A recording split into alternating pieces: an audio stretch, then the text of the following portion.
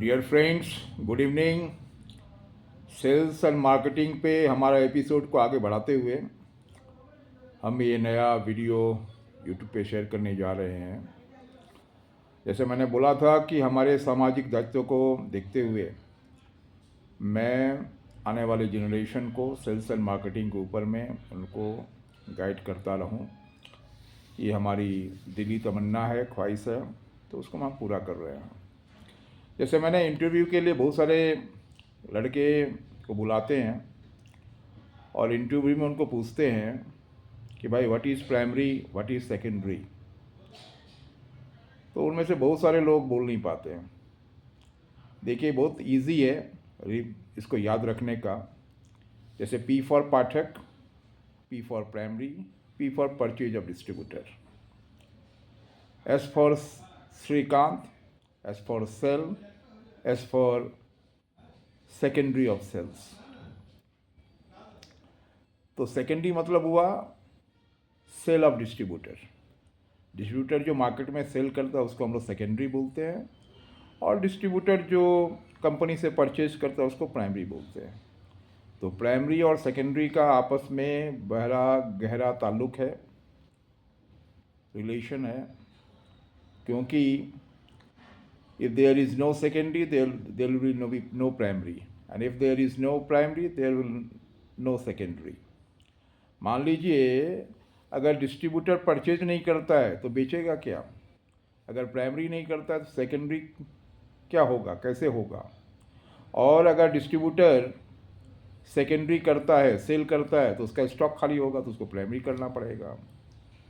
तो प्राइमरी और सेकेंडरी का आपस में चोला दामन का साथ है। प्राइमरी के बिना सेकेंडरी नहीं हो सकता है, सेकेंडरी के बिना प्राइमरी नहीं हो सकता है। क्योंकि मान लीजिए डिस्ट्रीब्यूटर ने परचेज किया और आपने सेकेंडरी नहीं किया, तो दोबारा वो प्राइमरी कैसे करेगा? और अगर आपने सेकेंडरी कर दिया, डिस्ट्रीब्यूटर के पास माल नहीं है, तो फिर आप सेकेंडरी कैसे करेंगे? तो प्राइमरी और सेकेंडरी दोनों इम्पॉर्टेंट है।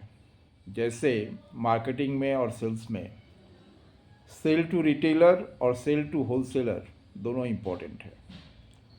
क्योंकि अगर आप रिटेलर को सेल करेंगे तो उससे मार्केट बनता है, उससे प्रोडक्ट का अवेलेबिलिटी बढ़ता है, उससे डिमांड क्रिएट होता है।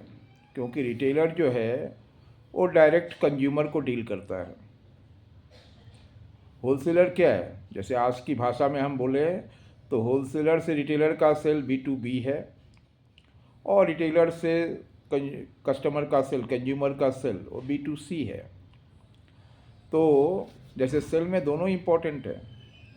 अगर आप खाली रिटेलर को सेल करेंगे तो वॉल्यूम नहीं आएगा, और खाली होलसेलर को सेल करेंगे तो भी उससे मार्केट नहीं बनेगा। क्योंकि मार्केट बनाता है रिटेलर, वो डिमांड क्रिएट करता है, और होलसेलर से वॉल्यूम आता है। तो दोनों इम्पॉर्टेंट है।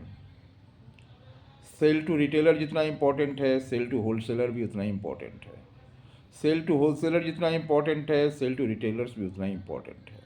क्योंकि प्रोडक्ट को छितराने में, प्रोडक्ट को स्कैटर्ड करने में रिटेलर का बहुत बड़ा अहम रोल है। और डिस्ट्रीब्यूटर जो है, he is suppose to distribute the product to each and every outlet. That's why he is called distributor. The person, the house which distributes the things are called distributor. तो distributor का काम ही है जगह जगह पहुंच के हर दुकान में माल को डिस्ट्रीब्यूट करना, पहुंचाना, और सब जगह अवेलेबल करेंगे तो प्रोडक्ट का डिमांड बढ़ेगा, प्रोडक्ट का अवेयरनेस बढ़ेगा, कस्टमर अवेयरनेस बढ़ेगा, ब्रांड के बारे में लोगों को पता चलेगा, कस्टमर को पता चलेगा। तो वो डिमांड करेंगे रिटेलर को, रिटेलर डिमांड करेगा होलसेलर को, और होलसेलर डिमांड करेगा डिस्ट्रीब्यूटर को। तो ये एक साइकिल है, इस साइकिल पूरा होना पड़ेगा। और डिस्ट्रीब्यूटर को चाहिए कि उसके पास सारा प्रोडक्ट अवेलेबल रहे, सारा रेंज अवेलेबल है रहे। क्योंकि आपने एक प्रोडक्ट का मार्केट बना दिया और आप वो प्रोडक्ट रखना बंद कर दिए, तो क्या हुआ कि आपका मेहनत बेकार हो गया, क्योंकि नेक्स्ट टाइम जब डिस्ट्रीब्यूटर मांगेगा आप दे नहीं पाओगे, और मेहनत किया आपने, माल बिकेगा दूसरे का।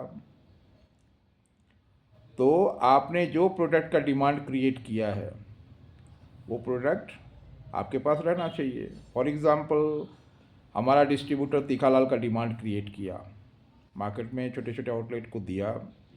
अब तीखालाल खा के लोगों को अच्छा लगा, और तीखालाल वो मांगेंगे दुकानदार से, रिटेलर से, और रिटेलर बोलेगा नहीं डिस्ट्रीब्यूटर हमको दे नहीं रहा है, और डिस्ट्रीब्यूटर के पास मान लीजिए माल नहीं है तीखालाल का, तो वो कुछ और बेचेगा दुकानदार। तो मेहनत किया डिस्ट्रीब्यूटर एवरेस्ट का तीखालाल को फैलाने में, और बाद में उसके पास देने के लिए माल नहीं है, तो उसका जो मेहनत था पानी में चला गया, फिर उसको दोबारा मेहनत करना पड़ेगा। तो जो भी प्रोडक्ट का आप डिमांड क्रिएट करते हैं वो प्रोडक्ट आपके पास होना चाहिए। वीडियो बड़ा हो रहा है तो नेक्स्ट टाइम में फिर नेक्स्ट एपिसोड में आपको बताएंगे। आज का पहला सबसे इम्पोर्टेंट टॉपिक था primary and secondary of distributor, और डिस्ट्रीब्यूटर के पास स्टॉक और रेंज होना चाहिए। डिस्ट्रीब्यूटर ने जिस प्रोडक्ट का मार्केट बनाया है वो प्रोडक्ट उसके पास रहना चाहिए, क्योंकि दोबारा जब डिमांड आएगा तो उसके पास रहना चाहिए। अगर उसके पास माल नहीं रहेगा तो कंपटीटर का माल बिकेगा। तो वही है कि मेहनत किया आपने, फ़ायदा उठाएगा दूसरा। तो आपके पास पूरा फुल प्रोडक्ट होना चाहिए, फुल रेंज होना चाहिए, ताकि आप मार्केट को बढ़िया से फीड कर सके, कैटर कर सके। थैंक यू, धन्यवाद।